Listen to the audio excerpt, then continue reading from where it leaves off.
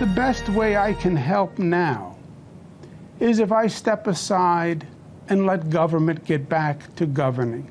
For the first time in more than a decade, New York will have a new leader. Governor Andrew Cuomo stepping down after facing allegations of sexual harassment. And this morning, political analyst John Dedie is joining us live to weigh in on what this means now for New York and the rest of the country. John, good morning. Thanks for joining us.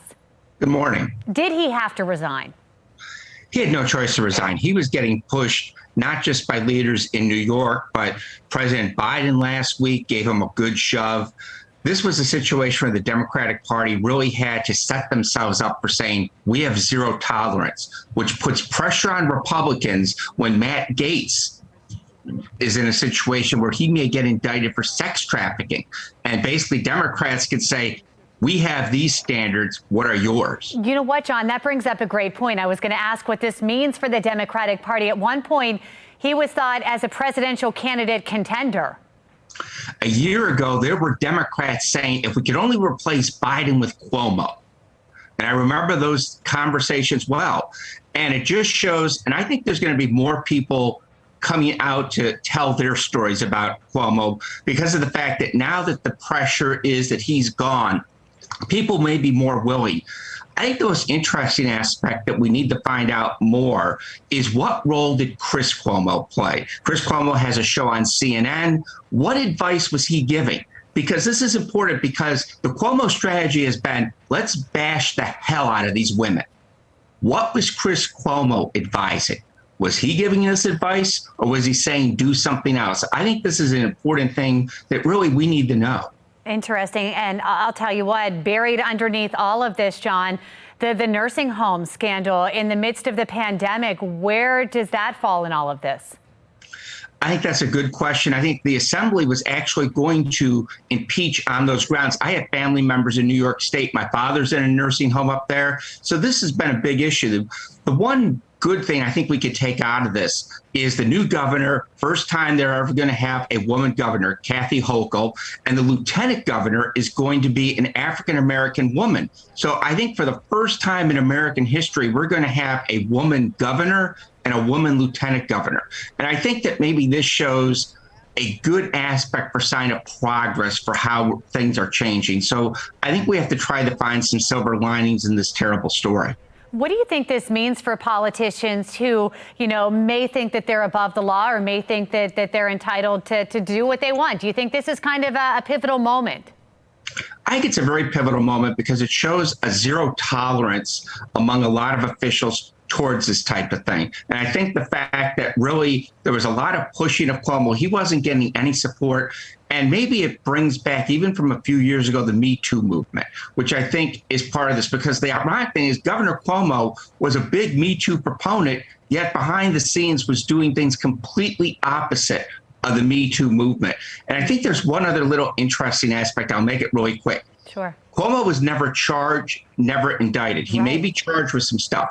The question is, if other officials, for example, maybe the Mosbys, get in a situation that's similar to where they are charged, will they be pressured to resign based on this new Cuomo standard of resigning before any charges and political pressure? Two different circumstances, sexual harassment, public corruption. But I think Democrats may be setting a bar that's very high that could be very good or troublesome for some Democratic leaders. And that is a great point, because at this point, Cuomo saying he never intentionally disrespected any of his accusers. So still saying that he is not at fault here. I saw that press conference yesterday and I saw last week's, and it was really troubling that he is in such a denial and doesn't realize that his behavior was wrong. And I lived in New York for 30 years. I remember his father, Mario Cuomo. Mario Cuomo was never accused of stuff like this, never acted this way. I've seen old videos of Mario Cuomo. He did not touch or get in a situation of embracing, holding a lot of women that way. So I think that Andrew Cuomo may need to have more of a reality check and sit down and kind of realize and kind of have more of a moment of like, I was wrong. This is intolerable behavior. I made a mistake, instead of getting into denial of, well, they said this and I'm just finally leaving. I think that's kind of inappropriate on his part. Interesting. John Dedie, thanks for your insight. You're welcome. To violence in Fells Point is of concern after two incidents less than a week ago. This follows violence earlier in the summer when 3 people were shot in 2 separate shootings in the heart of Fells Point. The next weekend, someone fired more than 24 shots on Alisana Street. The violence, trash, and open liquor sales prompted dozens of restaurants and business owners to threaten to withhold tax revenue unless basic services were restored. The city added extra police as a result, but that has been scaled back. Well, now there are concerns and calls to return to the added police presence. Alexa Ashwell has more from Fells Point.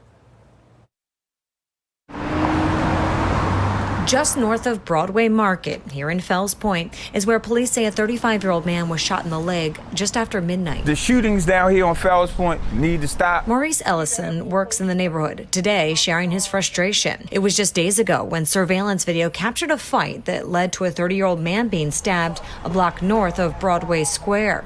This incident happening shortly after added sheriff's deputies, which typically assisted patrols on the weekends, were pulled out of Fells Point.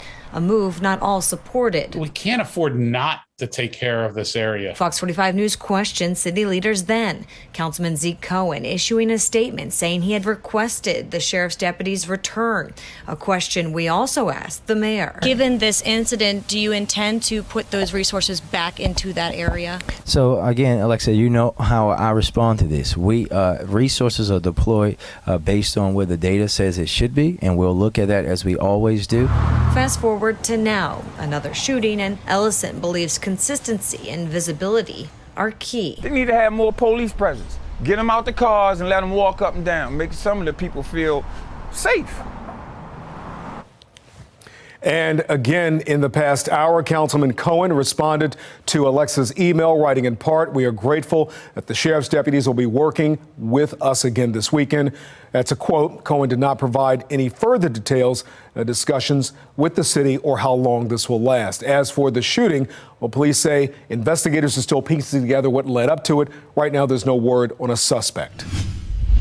Some Baltimore County parents are not happy with the new mask mandate put in place by Baltimore County Public Schools. All students, staff, and visitors are now required to wear masks if they're inside buildings, offices, and, of course, classrooms.